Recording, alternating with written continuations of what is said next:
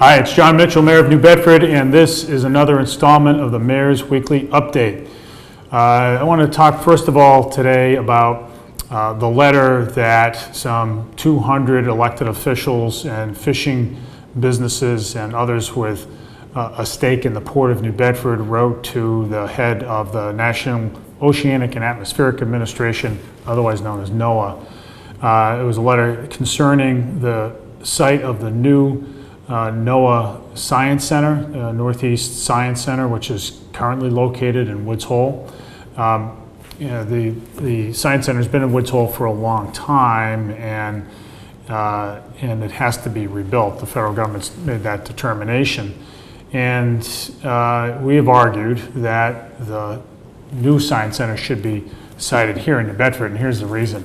One of the big, to my mind, one of the big reasons why there's such a level of distrust between NOAA and the fishing industry is that they're far removed from one another. NOAA has some 500 employees roughly 400 to 500 employees in Massachusetts, and fewer than 10 of them are here, roughly 1% of the total. And that makes absolutely no sense, given that some 70% of the state's fish landings come in through the Port of New Bedford, either in the New Bedford side or the Fairhaven side. So this is where fishing is, this is where fishing will be, and frankly, if there is to be a sensible dialogue between the government and the fishing industry, they have to be here.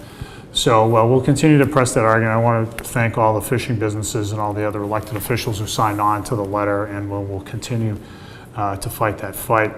An interesting and important development in the City Council last night.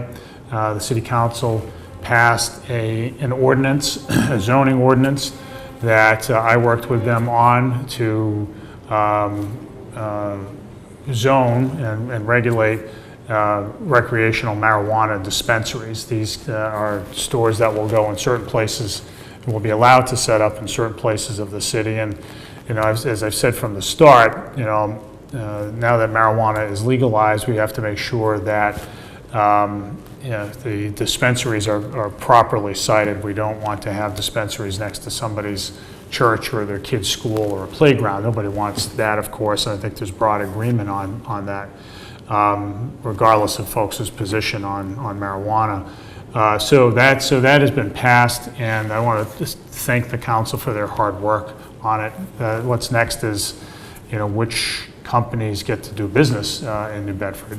We've decided where, now we have to decide which ones, and so there'll be an open application process for that to happen, and we look forward to that getting off the ground.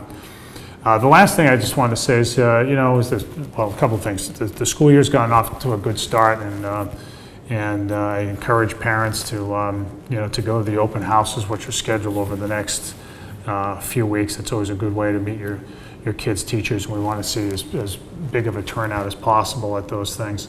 The last thing I just want to mention is that this weekend there are a number of events commemorating the arrival of Frederick Douglass to New Bedford after he escaped from slavery. He came, I think it was first to New York or Newport, and then ultimately here to New Bedford, where he really came of age and was really launched as a civil rights leader in America. And we're very proud of that here in New Bedford, and we want to honor his legacy and in every way possible. And this weekend, the New Bedford Historical Society will have a series of events. You can go to their website and check it out, that commemorate his arrival on our waterfront and then his settling in on 7th Street in the home of Nathan and Polly Johnson. So it's an important part of our history, and I'm so glad that Lee Blake and the Historical Society have worked hard to give it the treatment it's due. So with all that, that's the Mayor's Weekly Update. Lots to talk about next week, so I'll see you then.